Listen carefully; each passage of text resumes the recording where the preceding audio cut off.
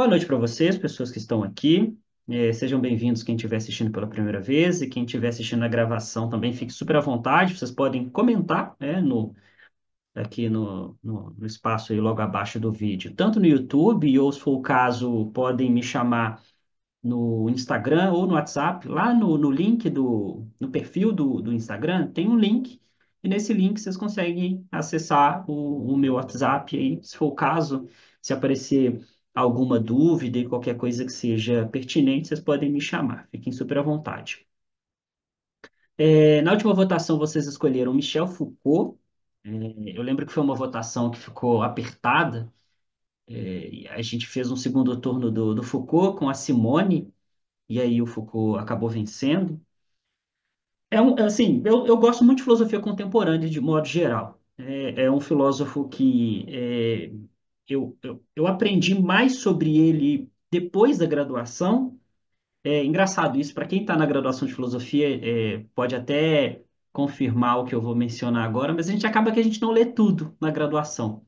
E ainda assim, na graduação, a gente acaba focando em alguns autores específicos, deixando outros de lado, enfim, deixando alguns livros de lado.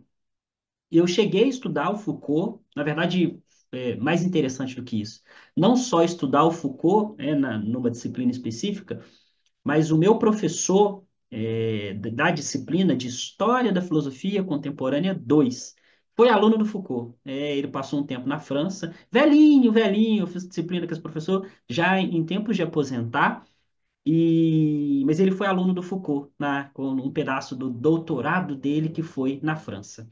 Então, assim, aquele papo da gente conectar em 6 pessoas, todo mundo no globo, tô em 3 ali com o Michel Foucault. Ele já esteve no Brasil também, para quem não sabe, eu não sei se isso chegou a virar livro ou alguma coisa do tipo, mas deve ter algum relato das palestras que o Foucault acabou fazendo aqui no Brasil.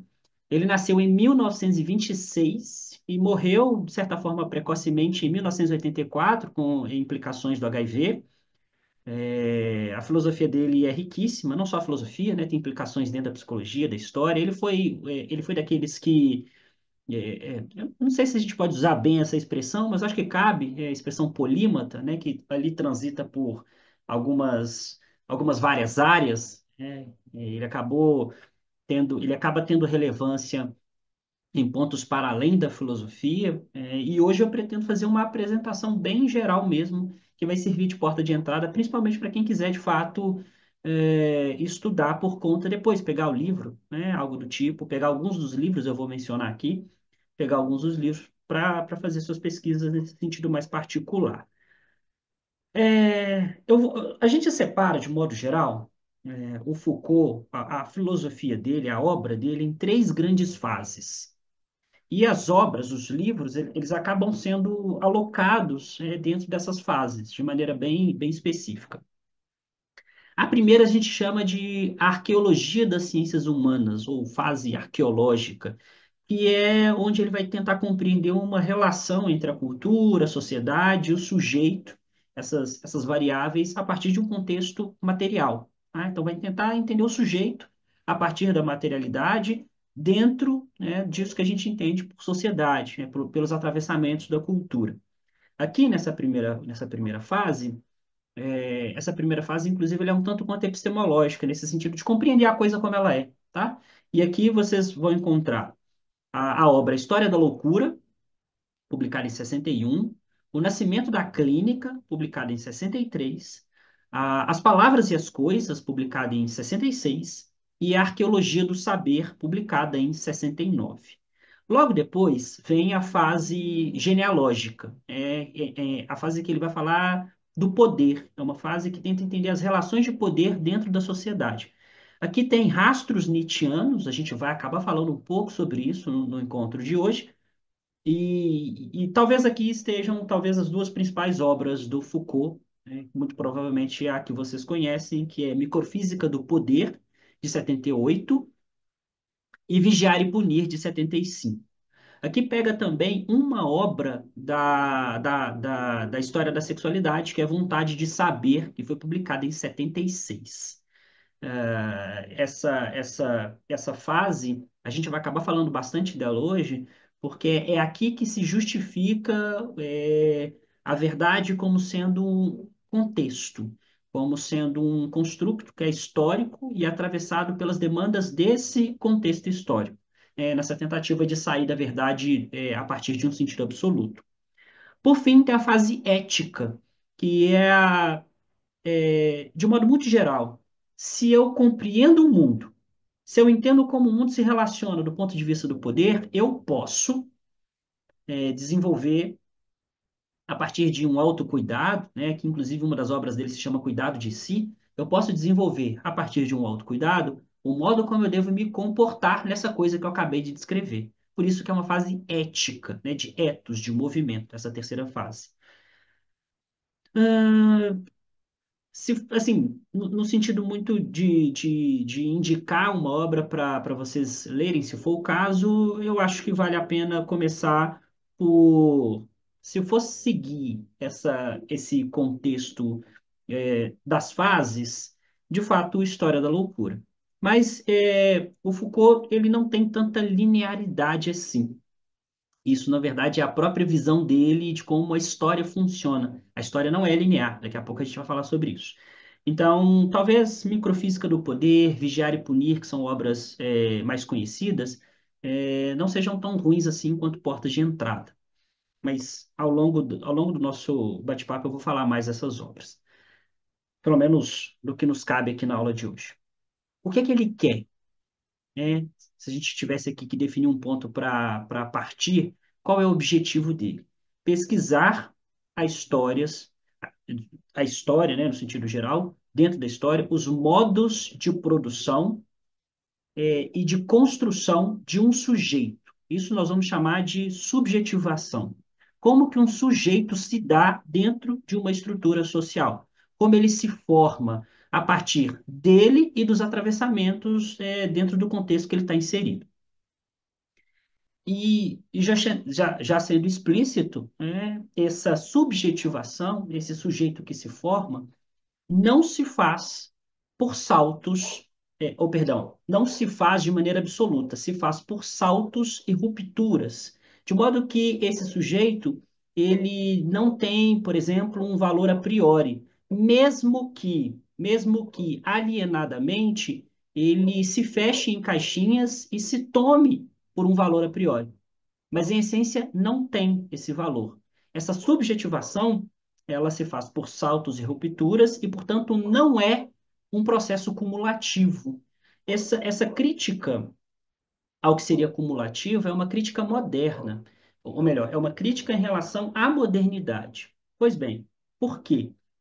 Porque para o Foucault e para tantos outros, a história não é linear e nem progressiva, assim como a modernidade acreditava ser.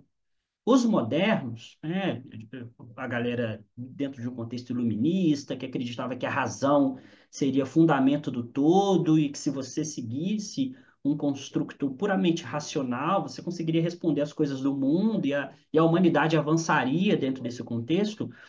Um dos pontos ali dessa modernidade é entender que a história é linear e progressiva. Isso é extremamente problemático, tá? Extremamente problemático. De tal modo que, por exemplo, hoje seria, do ponto de vista de avanço, por exemplo, moral, hoje seria mais avançado que ontem. E ontem do que anteontem. Os modernos acreditavam nisso, né? Essa história linear, progressiva, de tal modo que tudo seria acumulativo. Ora, se isso de fato for real, a compreensão do sujeito também deveria ser isso, deveria ser cumulativa. Mas o Foucault entende que não. A história não é linear, a história não é progressiva. Ela se dá por saltos, por rupturas. Então é muito mais fácil imaginar. Veja, eu não estou dizendo que não existe uma historicidade. Existe. Ela só não é uma linha, assim. E para além de não ser uma linha, não significa que um ponto à frente, do ponto de vista do tempo, 2025, seja mais avançado do que um ponto anterior, sei lá, 2000 ou os anos 1500. Né? Essa história seria algo mais entrópico, bem desordenado, assim, nesse sentido caótico. Nesse contexto, nesse contexto de tentar compreender como a história se comporta, e sendo que ela não é linear, que ela não é progressiva, aqui os nossos primeiros pressupostos são objetos, saberes, métodos e sujeitos, nada disso se comporta de maneira supra-histórica, como se estivesse além da história, para cima da história. Quer dizer, sujeitos, saberes, métodos, todas essas variáveis, elas se dão dentro da realidade, dentro da materialidade da realidade. De tal modo que esses objetos, esses saberes, esses métodos, esses sujeitos, hoje se dão de uma forma e, sei lá, 20 anos para trás se deram de outro jeito. E daqui a 40 anos vão se dar de outro jeito. Por quê? Porque as condições de criação dessas variáveis são diferentes, né? Quer dizer, nessa proposta de subjetivação, eu me formei a partir de um determinado contexto. Se eu tivesse nascido 30 anos para trás, eu teria me formado a partir de outro contexto. Aliás, eu só posso afirmar isso, inclusive, isso que eu estou falando para vocês aqui, eu só posso afirmar isso porque eu tenho certo desprendimento da coisa, para além da gente estar aqui debatendo isso, tá? Mas eu tenho certo desprendimento da coisa e consigo olhar por cima e ver que existe um certo devir nessa estrutura da realidade. Porque se não fosse assim, se ela fosse homogênea, a gente não perceberia o devir. Eu não existiria nem a filosofia do Foucault e eu não estaria aqui falando sobre ele, porque a gente não teria, não existiria percepção deste movimento. Seria tudo muito homogêneo de fato. Então, o que que disso a gente conclui que é importante para a gente? Os regimes de produção de verdades são diferentes ao longo do tempo. E não só as verdades são diferentes, como as condições para que essas verdades surjam também são diferentes. Isso é Nietzsche. Tá? Isso não é necessariamente Foucault. Isso Foucault está, enquanto um genealogista, ele está rastreando um conceito que vem do Nietzsche, que é o conceito da verdade enquanto perspectiva. Aqui a gente pode, inclusive, abrir um parênteses para porque esse é um conceito que pode ser problemático, dependendo de onde a gente vê e aparece, quer dizer, por exemplo, que o Nietzsche foi um relativista, e que, de certa forma, é o que o Foucault está falando. Mas não é isso. Porque assim, é muito comum falarem que o Nietzsche foi um relativista. E se a gente está aqui falando sobre um Foucault que está andando nessa mesma linha, poderiam falar que o Foucault também é um relativista. Mas a verdade enquanto perspectiva não deixa de ser verdade, pois ela se fundamenta em uma perspectiva muito própria, que está dentro de um contexto muito próprio. Ela se justifica pelo contexto. A expressão verdade relativa, ela, primeiro que ela é ilógica, tá? Ela não se sustenta do ponto de vista lógico. Porque se eu falo assim, ó, eu estou debatendo estou vendo a Dani ali. Oi, Dani, tem tanto tempo, né? Que bom que você está aqui, bom te ver. Vamos supor que eu estou debatendo com a Dani um assunto específico. Aí a Dani diz assim: Ah, Pablo, mas a verdade é relativa. Eu posso virar para a Dani e falar assim: então quer dizer que é verdade que a verdade é relativa, Dani? Muito provavelmente, nesse contexto de debate, quem lança esse artifício de dizer que a verdade é relativa é porque está perdendo na argumentação e quer escapar do contexto de debate. Então a Dani diz assim: Ah, mas a verdade é relativa. E aí você, astuto, estudou filosofia com Pablo, vai perguntar para essa pessoa: Então quer dizer que a verdade é relativa, Dani? Se ela defende de fato este ponto, ela vai dizer sim, a verdade é relativa. Então você já vem com um contraponto dizendo, então quer dizer que essa afirmação que você pretende ser verdadeira, que significa dizer que a verdade é relativa, significa que ela também se torna relativa? Porque veja, se a verdade é relativa, a expressão a verdade é relativa, ela em si se torna relativa, compreende? E se eu estou dizendo essa coisa para tentar escapar do debate, na verdade eu tô me contradizendo. Porque eu estou tentando afirmar algo do ponto de vista lógico, mas a minha formação pega a minha própria afirmação.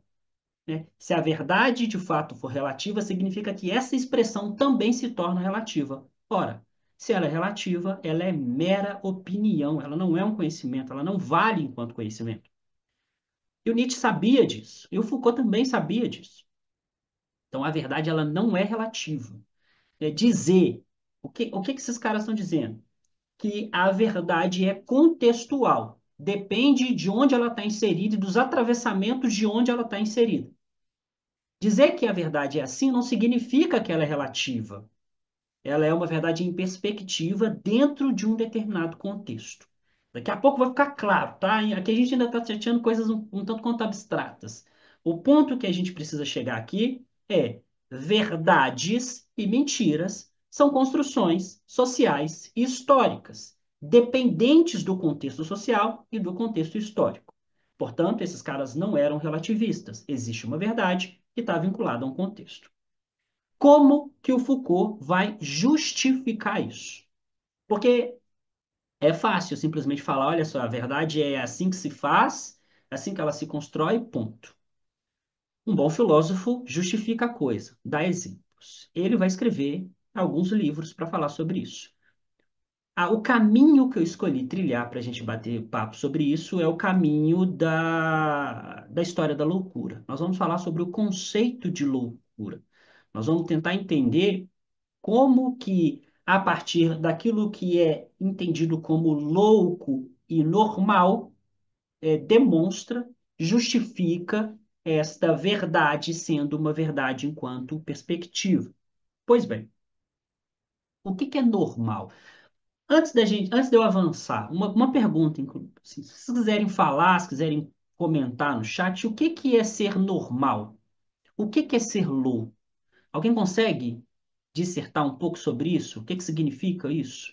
O que que significaria ser normal? Alguém aqui se entende por um ser normal ou se entende por um ser louco? Alô, tá me ouvindo? Estou te ouvindo, pode falar, fica à vontade.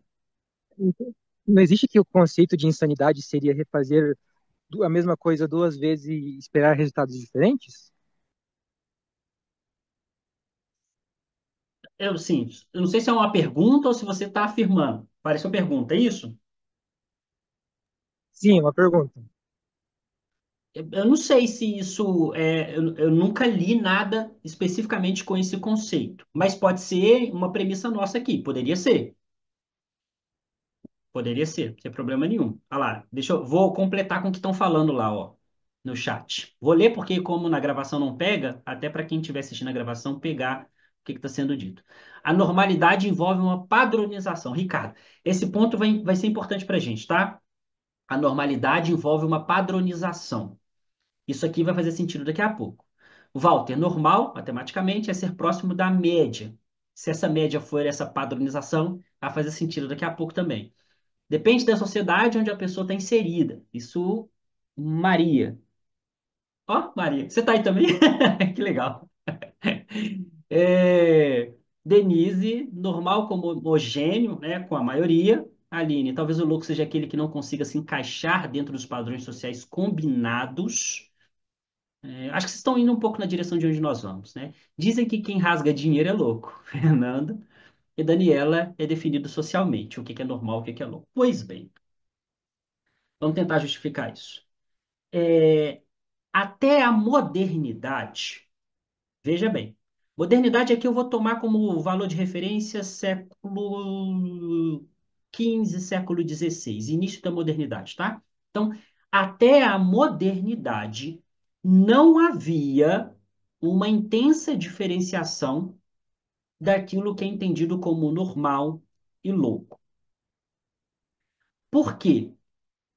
Porque ainda não existia uma institucionalização da medicina a ponto de olhar para aquilo que é diferente e catalogar esse diferente como louco. Mas esse rótulo do louco, a partir dessa institucionalização da medicina, tem um contexto específico. Daqui a pouco a gente vai chegar lá.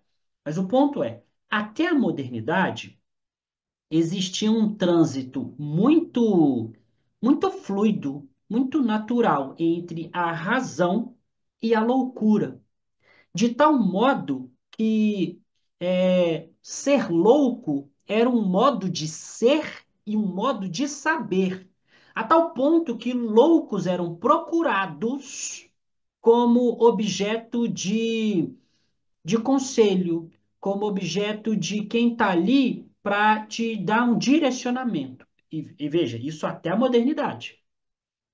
Ou seja, e aqui que fique claro um ponto, tá? Não estou falando necessariamente de desordens orgânicas. O pano de fundo para a gente entender esse conceito de louco aqui é o diferente, aquele que é entendido como diferente. Então, até a modernidade, existiam diferenças, singularidades distintas, sem que tivesse um padrão para dizer, olha, isso é normal e tudo aquilo que escapa disso é chamado de louco. Até a modernidade, isso não existia. O que que acontece na modernidade para que isso mude? Primeiro ponto, a palavra mágica da modernidade, do início da modernidade, talvez o filósofo a figura mais proeminente do início da modernidade é René Descartes. René Descartes é o principal filósofo do racionalismo. E o que que é o racionalismo? O racionalismo é esse movimento. É claro que aqui eu vou pegar pontos específicos, né? O racionalismo não é só isso, né? No racionalismo tem uma proposta que o conhecimento inato, ele é muito importante, há algo inato no ser humano, e esse inato, ele é acessado pela razão, mas a partir desse racionalismo, desse uso da razão para você se apropriar de um conhecimento, cria-se um método. E aqui é o início da ciência no seu sentido moderno barra contemporâneo. Esse método é o penso, logo existo, né? Isso vai dar no código cartesiano. Veja, esse modelo que se cria, esse modelo vai ditar um modo correto de se pensar nesse sentido científico, porque é aqui, inclusive, que nasce, nascer é muito forte, mas sempre a origem, do ponto de vista ocidental, está na Grécia, mas é aqui que a gente começa a tatear a ciência no seu sentido moderno e contemporâneo. Então, é daqui as revoluções científicas, o avanço da física, o avanço da matemática. Veja, esse contexto, racionalismo, revolução científica, Descartes, essa coisa muito metódica, pragmática, propõe um jeito certo de ser e de se pensar. Uma construção muito própria do indivíduo se movimentar. De tal modo que a gente começa a diferenciar pessoas pelo modo como essas pessoas pensam. Só que o que vai ficar do ponto de vista da loucura, nesse sentido um tanto quanto clínico que a gente está tentando chegar aqui, o ápice são, são as grandes revoluções, mas especificamente a Revolução Industrial. O que que se segue pós-Revolução Industrial? Capitalismo. O capitalismo, não necessariamente como nós o conhecemos hoje, ele já mudou bastante, mas capitalismo. Então a gente tem no jogo uma variável nova. De tal modo que essa variável nova, para que ela funcione, veja, o que que é a Revolução Industrial? A gente tem um avanço do ponto de vista produtivo, e desse ponto de vista produtivo, para que ele exista, você precisa de trabalhador. Se não tiver trabalhador sendo mão de obra, não existe fábrica. Não existe propriedade privada, né? Só há propriedade, aqui Marx, né? Apesar de que o Foucault não é um marxista, mas só há propriedade privada, só há acúmulo de bens nas mãos dos burgueses se houver trabalho alienado, trabalho expropriado. O que que é isso, né? Você tem a cadeia de produção, sei lá, 100 trabalhadores. E eles produzem X. Cada um produz X. Dessa produção de cada um, 99% daquilo que ele produz vai para o burguês. Então, veja, o dono da fábrica vai acumular 99% de todos os seus funcionários. Então, veja, acúmulo daquela produção. Isso aqui eu estou falando da produção, mas pensem na cadeia final disso, da riqueza. Essa riqueza vai acabar acumulando nas mãos do burguês. Porque quase tudo aquilo que o trabalhador produz se concentra na mão do burguês. Sobra uma quantidade pequeniníssima para cada trabalhador. E essa quantidade pequeniníssima de riqueza, esse trabalhador, ele vai ter que lidar com essa riqueza com ele, com a esposa, com filhos, educação, alimentação, moradia, vestimenta. Então, veja bem, foi do trabalho alienado desse trabalhador, foi desse trabalho alienado que possibilitou a propriedade privada do burguês e, ao mesmo tempo, gera desigualdade social, porque esse trabalhador aqui está defasado. Ou seja, só há propriedade privada se existir trabalho alienado. Só há o burguês ganhando muito se tiver o trabalhador lá na indústria produzindo para que esse burguês tenha. Então, o que que eu estou colocando aqui? Pós-revolução industrial, pós-modelo produtivista, para gerar riqueza é preciso trabalhador. É preciso trabalhador. Pois bem, a lógica capitalista funciona de uma determinada forma. De tal modo que você precisa seguir esta lógica se você. É claro que isso é um processo alienado, né, nós vamos entender, mas se você quiser ter alguma coisa dentro desse modelo, você precisa seguir essa lógica. Mas veja, isso é alienado. Como é que o Foucault classifica isso? Sociedade disciplinar. Ele usa uma expressão, inclusive, docilização dos corpos. É preciso tornar os corpos dóceis, para que esses corpos façam as coisas que precisam ser feitas dentro desse modelo produtivo. Se esse indivíduo não se comportar dessa forma, não tem produção e não tem burguês feliz no final lá da cadeia produtiva. Então, nesse contexto, capitalismo, nesse sentido pós-industrial, precisa modelar os corpos a funcionarem de tal forma que essa produção dê conta de gerar a riqueza do burguês. Só que o louco não se adapta a isso. E aqui é a chave da coisa. Veja, lá atrás, até a modernidade, o louco só era alguém diferente. Louco, na verdade, é só modos diferentes de expressão da subjetividade do ser humano. Só isso.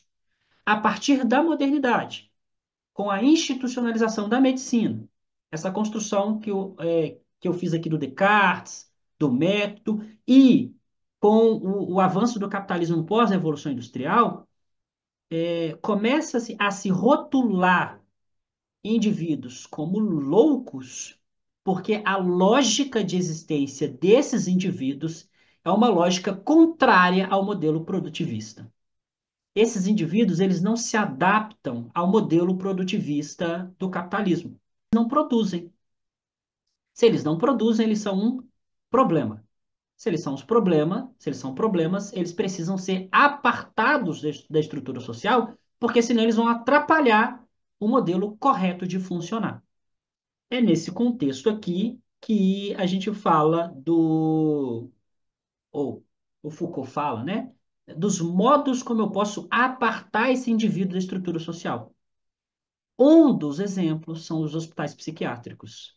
E aqui fica como sugestão, é um documentário muito forte, cheio de gatilho, então assim, vão com calma, mas o Holocausto de Barbacena. Eu não sei se alguém já viu, mas se alguém for ver, vocês vão perceber, prestem atenção nas histórias. Tem gente, tem gente assim, e é no plural, tinha muita gente que era colocada lá dentro sem nenhuma. Se a gente aqui pegasse uma premissa do ponto de vista orgânico e clínico do que seria louco, tinha gente que não tinha nada, Nada, tá? Não tinha nada. Era simplesmente apartado da estrutura social. Em diversos contextos. Mulheres, crianças, idosos. Por quê? Porque eles não se encaixavam no modo como era esperado do contexto onde eles estavam inseridos. Mas isso não vale só para os hospitais psiquiátricos, né? Vale para o presídio, vale para a escola. São modos de controle, de docilizar o corpo, de tentar fazer com que aquele corpo ele funcione como o sistema quer que ele funcione, para que ele seja produtivista dentro desse contexto de produção. Ah, então, veja bem. Por que então eu estou usando a história da loucura? Veja, o louco é a própria definição de uma verdade enquanto perspectiva. Por quê? Porque até a modernidade, o louco era só um modo de saber, um modo de ser. A partir da modernidade, o louco ganhou um rótulo nesse sentido clínico que precisa ser apartado, mas em essência, não tem nada a ver com essa construção clínica, mas sim com essa impossibilidade deste indivíduo que é diferente e que tem uma lógica de existência diferente dele se adequar ao modelo produtivista. É daqui que sai a reflexão que o Foucault faz sobre o poder. Então, veja bem, essas verdades que são construídas do ponto de vista contextual são regimes de poder, que são construídos por estruturas de poder. Neste caso aqui, é todo um emaranhado de estruturas, mas que tem como pano de fundo a produção dentro do contexto capitalista, para gerar esses indivíduos que produzem dentro de um contexto de extrema produção, né? Produtivista mesmo. Eu estou vendo que o chat está bombando, deixa eu ver aqui. Dadadã, dadadã, dadadã. Podemos dizer. Mais um comentário, tá? Esse diálogo me lembrou o Alienista do Machado de Assis. Imagem vivaz, o gênio do louco, né? Uma fita presente, com todas as suas lágrimas e saudades. Outra devassa, o futuro com todas as suas auroras. Bicho de Sete Cabeças também excelente. Eu não sei se esse é um documentário, se for, fica aí mais uma sugestão. O Jonas falando que o documentário é forte, de fato é muito forte. É meio revoltante, inclusive, né? Porque a maneira como as pessoas eram segregadas e os contextos em que elas estavam inseridas é de fato assustador. Sueli, eu não consigo nem passar dos primeiros 10 minutos desse documentário. Fernando, qual que é o título? É O Holocausto de Barbacena. Se eu não estiver enganado, tem na Netflix? Tinha na Netflix, mas no YouTube tem, tá? Professor Heleno, o Holocausto Brasileiro, de Daniela Arbex. É um livro, professor? Não sei se for. Tá aí mais uma sugestão. Ricardo é um filme com Rodrigo Santoro. O Ricardo já respondeu. E Jonas tem um livro, né, O Capa Branca, também é bom. E a Juliana falando que tem no YouTube. Pois bem. É, Alguém quer comentar algo? Perguntas? Além desses comentários, alguém quer falar? Quer abrir o áudio para falar? Pode ficar à vontade.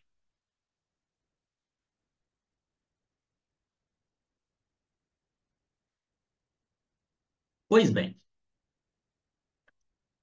É, Pode falar, Walter, fica à vontade. Só uma pergunta. O Foucault trabalha só com esse conceito a partir da loucura ligada aos meios de produção e como que ele veria o louco como aquele que perde a capacidade de distinguir realidade, mundo externo e mundo interno, que é o conceito psicopatológico da loucura. É, não, eu fui na loucura como escolha, mas a gente poderia, por exemplo, falar da sexualidade. Ele faz o mesmo movimento com a obra História da Sexualidade. Esse sentido de entender a sexualidade como uma construção. E aí fica como sugestão, quem quiser, talvez a gente tenha hoje viva uma das principais filósofas que dão segmentos ao pensamento do Foucault nesse aspecto da sexualidade, que é a Judith Butler, que fala sobre gênero e sexualidade, nessa tentativa de olhar para a coisa como sendo construção. Agora, do ponto de vista não sei se necessariamente clínico, mas cabe também, né? Ainda assim é só a expressão de um modo de ser de um indivíduo diferente. Talvez, de um ponto de vista clínico, o olhar seria muito no sentido de até que ponto existe qualidade de vida para ele e para quem está em volta dele. E aí, nesse contexto, pensa-se, por exemplo, em intervenções. Mas na base, não deixa de ser modos de expressões, né? São seres diferentes. Nós estamos falando de diferença de singularidade, ok? A galera colocando ali os links, tá, gente? Tá no chat para quem estiver vendo aí. Enfim, estou comentando do livro também. Mas alguém quer falar alguma coisa? Quer comentar algum ponto? Deixa eu ver como está o nosso horário. Eu queria falar só uma coisinha que é específica do contexto brasileiro. Mas tinha uma coisa na minha cabeça que eu queria falar antes disso. Se eu lembrar, eu falo. Eu vou só comentar um ponto importante, que é esse conceito que o Foucault desenvolve sobre relações de poder, sobre a loucura. E reparem, né, acho que eu lembrei o que eu queria falar. A última parte da obra dele, que é aquela parte ética, de você compreender a coisa, pensar no cuidado de si, é justamente. É claro que isso é extremamente problemático, no sentido de ser complexo, mas é compreender o teu contexto para que você possa compreender os atravessamentos, e aqui os atravessamentos disso que a gente chama de neoliberalismo, que fazem com que nós, indivíduos, sejamos jogados dentro dessa realidade produtivista, de maneira alienada. Então, por exemplo, é muito comum quando vocês procurarem no YouTube esse assunto aqui, né, do Foucault, sobre este tema especificamente. Eu sempre esqueço a música, tá? Mas é um clipe do Pink Floyd que demonstra esse aspecto de docilizar o corpo, tá? As crianças lá na escola, eu esqueço o nome da música, mas para quem aí é fã de rock vai saber de que música que eu tô falando. Se quiser colocar aí nos comentários para as pessoas verem, mas é isso, veja. Se trata de um processo que é de consciência, né? E nesse processo de consciência, você compreender esses atravessamentos do neoliberalismo de tal modo que você consiga o máximo possível, abrandar esses atravessamentos. Por quê? Eu falo abrandar porque a gente vive dentro desse contexto, né? Não tem como a gente simplesmente virar um eremita e deixar de viver dentro da sociedade. É desse pensamento aqui que vão surgir dois ramos extremamente interessantes desse pensamento que eu falo, dessa sociedade disciplinar que eu estou descrevendo do Foucault. O que que é, em resumo, o que que é essa sociedade disciplinar? É justamente o capitalismo, dentro desse contexto que a gente falou aqui, do louco, modelando a subjetividade para que essa subjetividade seja colocada dentro da estrutura social para se comportar como o capitalismo quer que essa pessoa se comporte. Esse modelo produtivista. Pois bem, nesse contexto, a gente tem duas ramificações interessantes. A primeira, acho que a maior parte de vocês devem conhecer, Byung-Chul Han com a Sociedade do Cansaço. Esse livro parte dessa obra do Foucault. A outra é o conceito de necropolítica, de um filósofo camaronês chamado Achille Mbembe.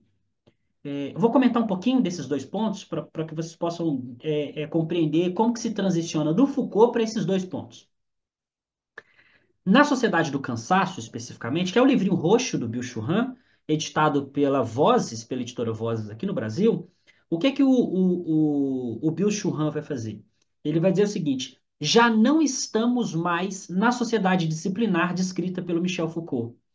Porque, veja, nessa sociedade disciplinar, todos esses aparatos de controle, de docilização do outro, são aparatos externos.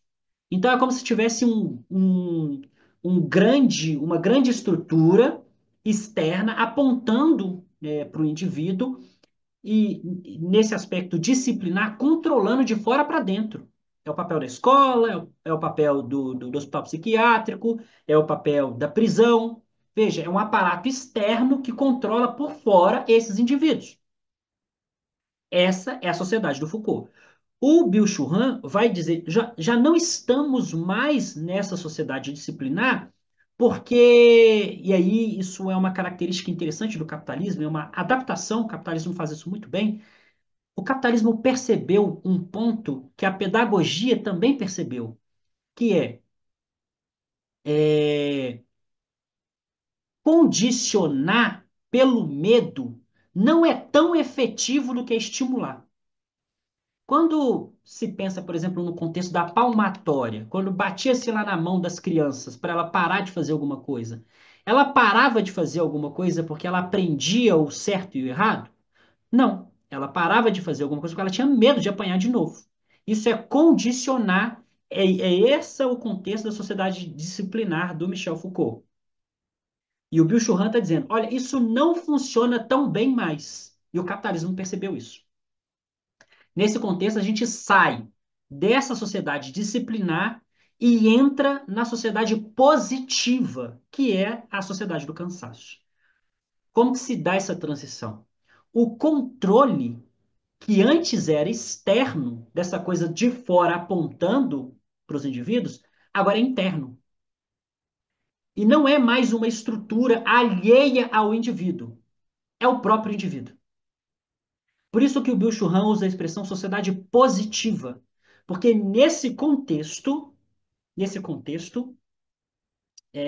há um estímulo a esse indivíduo à produção, mas um estímulo no seu sentido livre.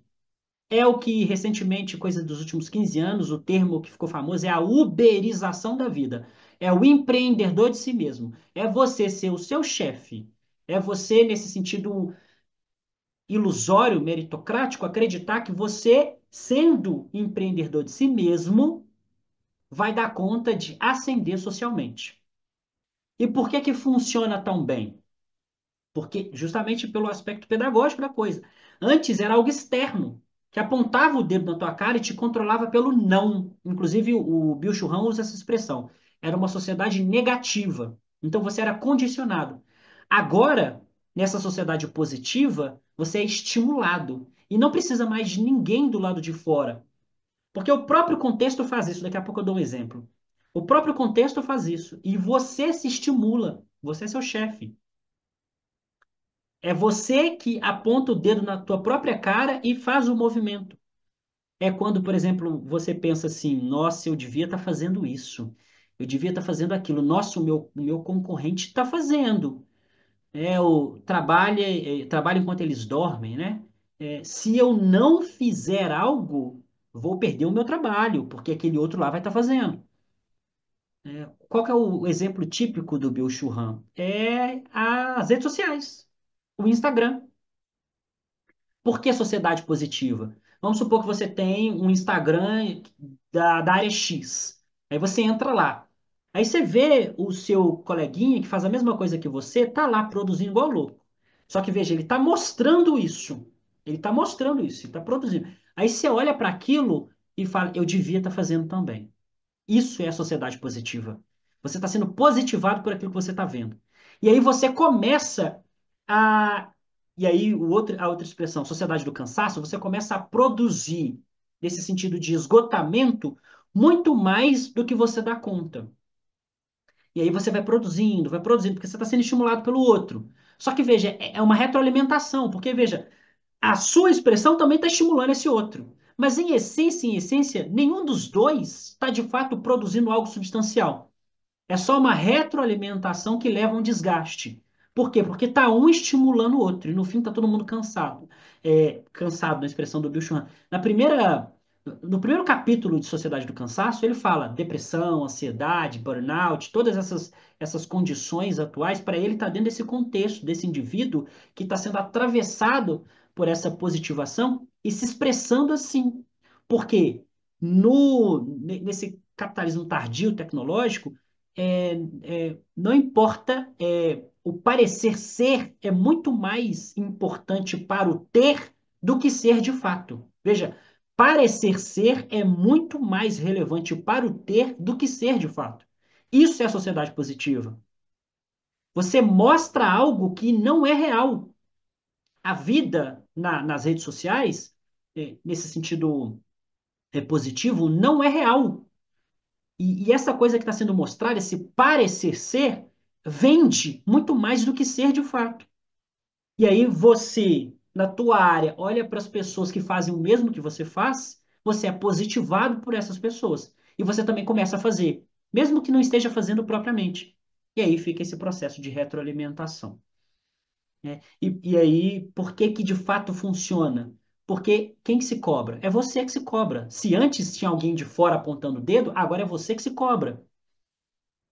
Você que se sente culpado por não estar trabalhando, por não ser produtivo.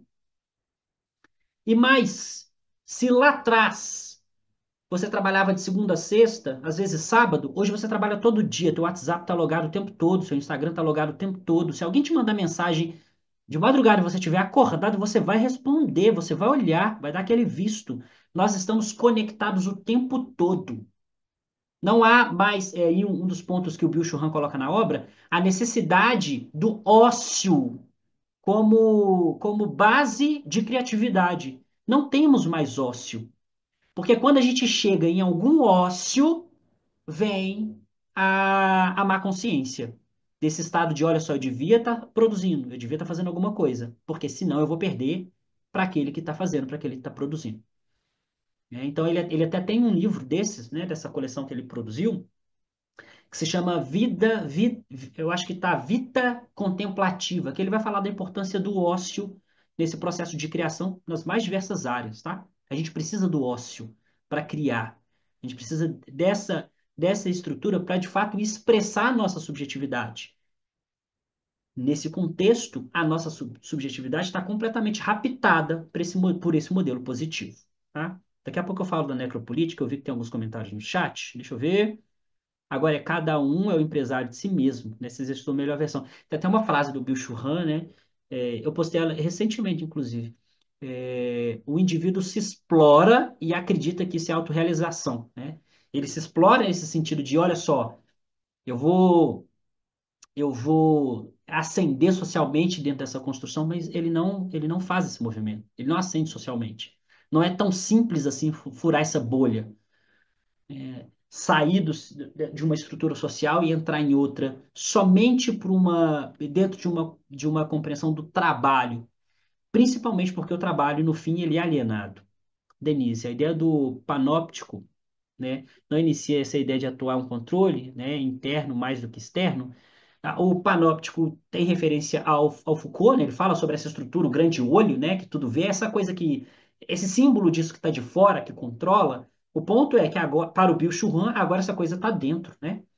Essa coisa está internamente. É como se você tivesse incorporado o panóptico para dentro de você e você é que se cobra, você é que se controla. E é efetivo, né? É efetivo. Pô, é você mesmo. É você que está se cobrando. É você que está apontando o dedo na tua cara.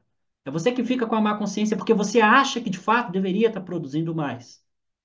Então é esse o ponto. A Maria falando, né? Os pobres fãs de bilionários. Acontece com frequência.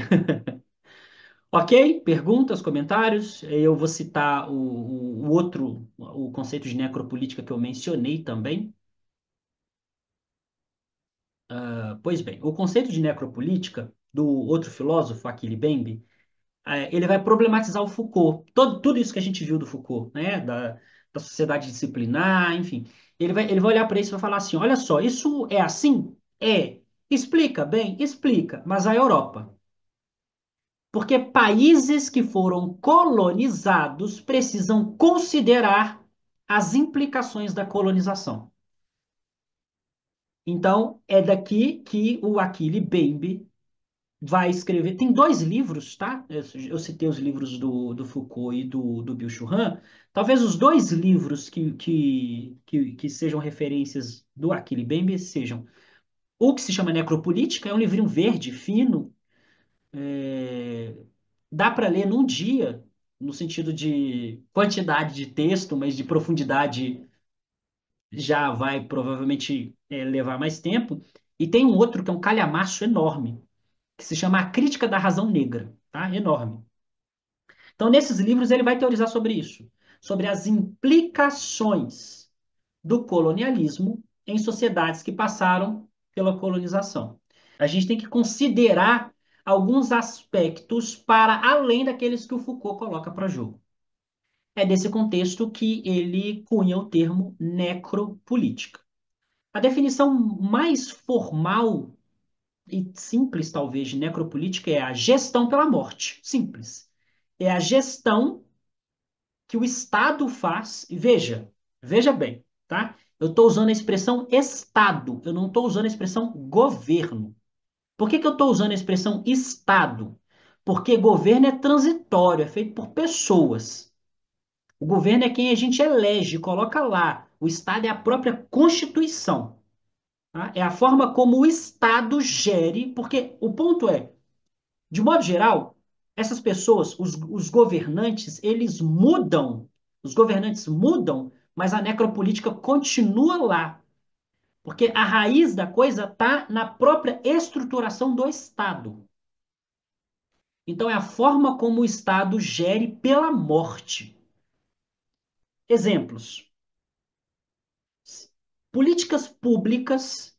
Porque, na verdade, a gente precisa contextualizar para entender isso melhor. Se a gente pega, por exemplo, o contexto do Brasil, do ponto de vista do tempo histórico, nós saímos da escravidão ontem, que é muito provável que a gente tenha já é, terceira ou quarta geração de pessoas que são descendentes diretos de quem sofreu escravidão.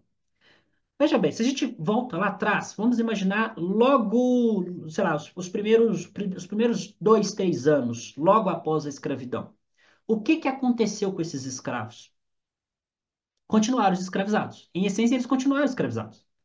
Veja, eles acabavam recorrendo a empregos subhumanos. É desse contexto que tem o surgimento de grandes periferias. Eles precisavam de um lugar para morar, né? Os morros do Rio de Janeiro, por exemplo, surgem nesse contexto. Então, veja, você tem empregos subhumanos, você tem esse aspecto da marginalização, não tem apoio do Estado para a saúde, para a educação, não tem nada, não tem nada. Em essência, eles continuaram escravizados pelo modo como o Estado geria o contexto. Os filhos destes e os netos destes vão sofrendo essas mesmas implicações. Veja bem, por que a definição diz, né, a gestão a partir da morte? Porque existem políticas públicas que acabam que têm relação com o governo em si, mas estão na conta de como se dá a coisa. Essas políticas públicas, elas afetam negativamente pela morte muito mais pessoas nesse contexto do que, por exemplo, pessoas que não sofreram racismo estrutural, por exemplo, né? Estão desgarradas desse contexto.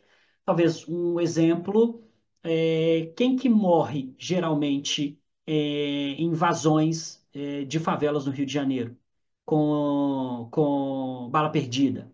Ou, por exemplo, uma gestão de pandemia equivocada. Quem que morre mais? Ou, por exemplo, as implicações do colapso climático. Quem será mais afetado? É isso. Políticas públicas, em qualquer área que vocês pensarem, quando a gente pensa na relação Estado e governo, políticas públicas que terão reverberação negativa muito mais em um lado do que em outro.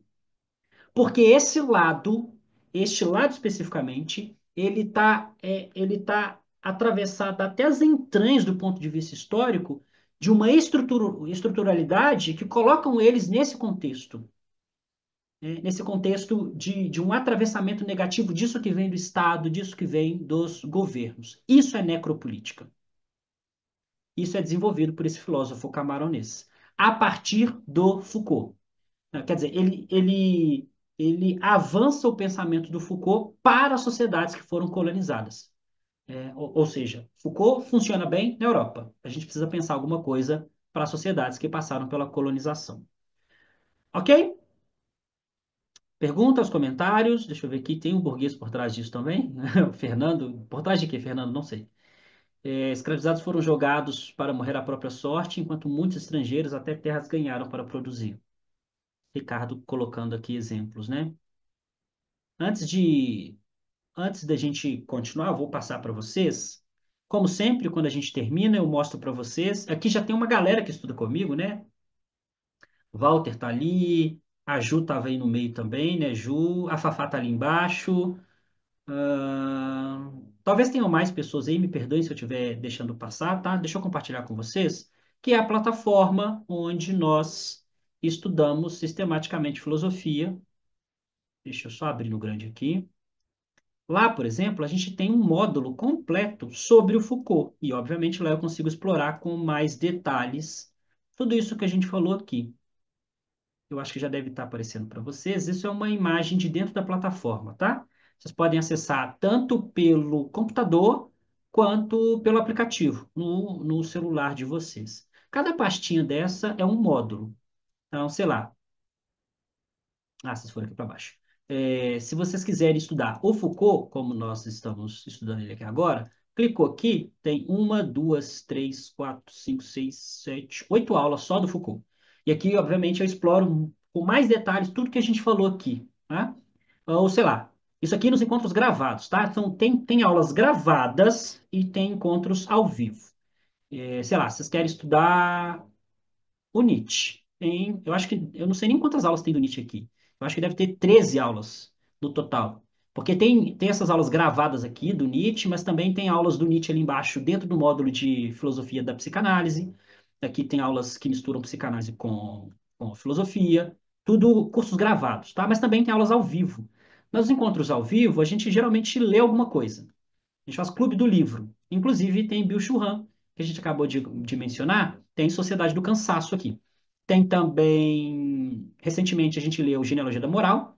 Eu acho que deve ter aqui umas 25 aulas, a gente leu o livro todo. E atualmente nós estamos lendo o Camus, com o mito de Sísifo.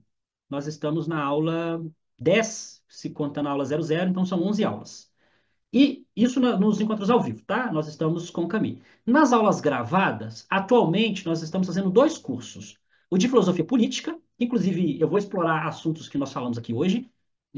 Esse curso vai ser enorme, tá na aula 13, mas enfim, tem muita coisa para falar dele ainda. E recentemente nós começamos um curso sobre o Dostoiévski. Tem 3 aulas. E vai demorar um pouco ainda a acabar, tá? A gente está explorando a obra do Dostoiévski do ponto de vista filosófico. Para além disso, aqui embaixo tem aulas temáticas, aqui embaixo tem análise filosófica de filmes e séries.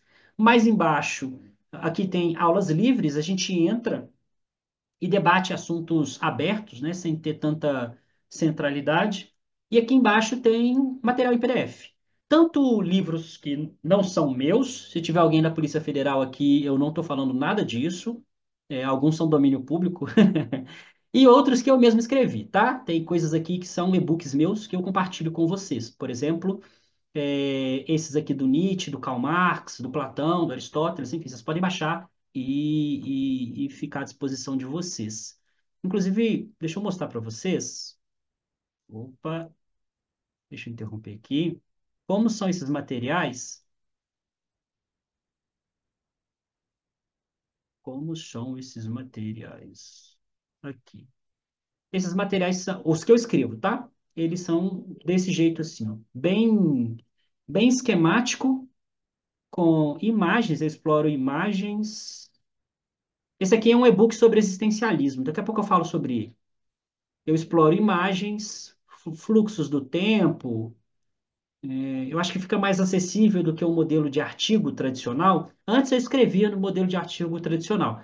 Até que eu descobri uma IA, eu simplesmente coloco o meu texto lá e ela me devolve o meu texto nesse modelo esquemático. Ela recorta a minha escrita e me devolve assim, com a imagem, com o modelo esquemático, com fluxo de tempo. Acho que fica mais acessível o texto mais didático, tá? Então todos os textos estão assim.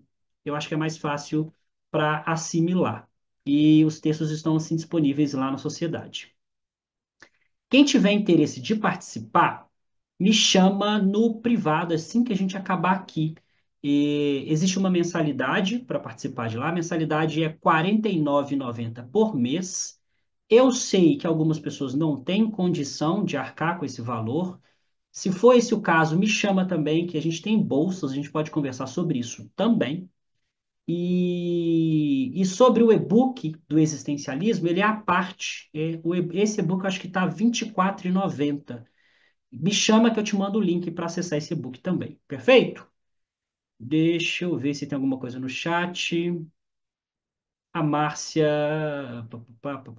Márcia, são links próprios. Me chama no WhatsApp que eu mando esses links para vocês, tá? Se quiserem ver por uma página que explora com algum cuidado sobre esses cursos, esses e-books, no link do meu Instagram, lá no perfil, tem com mais detalhes também. Mas pode me chamar que eu mando, tá? Professor Heleno, uma curiosidade, né, que daria outra aula. A primeira fase do Foucault, arqueológico, sofreu influência da fenomenologia. Que acha? Conversaremos sobre isso, né? Obrigado pela visita ao Foucault e boas semanas a todos. Com toda certeza teve, professor. Sabe por quê? Porque no início ali, na primeira metade do século XX, eu acho que a fenomenologia, do ponto de vista metodológico, junto com a galera da filosofia analítica, né, era o ápice da filosofia, de tal modo que eu acho que essas coisas retroalimentam umas em relação às outras no sentido positivo, né? Olha, eu preciso fazer alguma coisa aqui também. Eu preciso produzir alguma coisa aqui nesse sentido para dar as respostas que eu acho que são respostas, para além do que a fenomenologia está dando ou a filosofia analítica está dando. Mas eu acho que sim. Eu acho que sofreu com toda certeza. Hum, Eu acho com toda hum, pode falar, pode falar. Eu ouvi um áudio de fundo aí. Maria, tem? Pode me chamar no privado que eu faço o certificado para quem quiser, tá? O que mais, pessoas? Então, recados, vejam só. Já vou ler, Ricardo. Não precisam sair desse grupo, tá? Eu vou abrir votação. Vocês vão escolher o tema do nosso próximo encontro e teremos um próximo encontro fatalmente mês que vem, com outro assunto do zero que vocês escolherem em votação. Então, é um grupo para isso mesmo. Podem ficar por lá. Ah, tá, a mudança de paradigma da loucura ocorreu pós-modernidade, tá? E o que foi apresentado na fase ética do Foucault? Perfeito, tá. A mudança de paradigma da loucura ocorreu na pós-modernidade? A expressão pós-modernidade, ela é complexa. Vamos partir dela como premissa. Eu falo complexa porque não há consenso do que é a pós-modernidade. Não há consenso nem que a gente está no período contemporâneo. Mas sim, a partir disso que a gente chama de pós-modernidade, principalmente pós-revolução industrial, o louco, que era só o diferente, esse indivíduo que era diferente passou a ser olhado por um olhar clínico, como se ele tivesse que ser curado da lógica dele de ser um ser diferente, para que ele pudesse se adequar aonde o sistema capitalista queria que ele se adequasse, que é no modelo produtivista. Então, veja, uma das mudanças de paradigma ocorreu na pós-modernidade. O ponto é esse. Não há um valor absoluto sobre o que é a loucura. Lembra da verdade enquanto paradigma? Esse louco foi algo em um contexto, foi algo em outro contexto, foi algo em outro contexto. O que me leva à sua segunda pergunta. Na fase ética, o cuidado de si é que eu possa compreender, por exemplo, que a verdade ela é essa construção histórico-social. De compreendo que essa verdade ela é assim, eu não sou atravessado por ela de maneira absoluta. É como se eu estivesse me apropriando daquilo que eu sou, onde eu estou inserido. Isto não me aliene. E se não me aliena, eu não sou atravessado por isso negativamente. Eu consigo ter certa qualidade de vida quando eu me aproprio desses atravessamentos. Isso é a fase ética, é o cuidado de si. Tá? É a maneira como você vai se comportar quando você tem consciência desses atravessamentos negativos. Uma certa autenticidade. A gente pode usar essa expressão. Ele não usa, não, mas a gente pode usar essa expressão, né? Essa autonomia. Esse indivíduo que compreende o meio e se movimenta um- o máximo que for possível, né? Com qualidade de vida dentro desse meio que necessariamente vai nos atravessar de alguma forma. Então, a frase do Sartre que eu gosto, né, nesse contexto, né, que não importa aquilo que fizeram de você, o que importa é o que você faz com aquilo que fizeram de você. De certa forma, é isso. É o que que você vai fazer com esses atravessamentos. Mas veja, qual que é o pressuposto? Consciência.